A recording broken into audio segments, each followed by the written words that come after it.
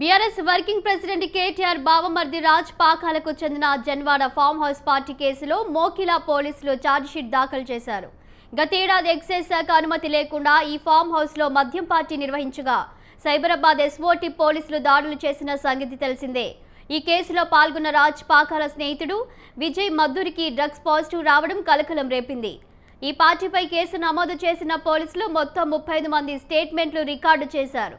రాజ్ పాకాలపై కూడా section 34 excise act కింద case నమోదు చేసి దర్యాప్తు సాధించారు.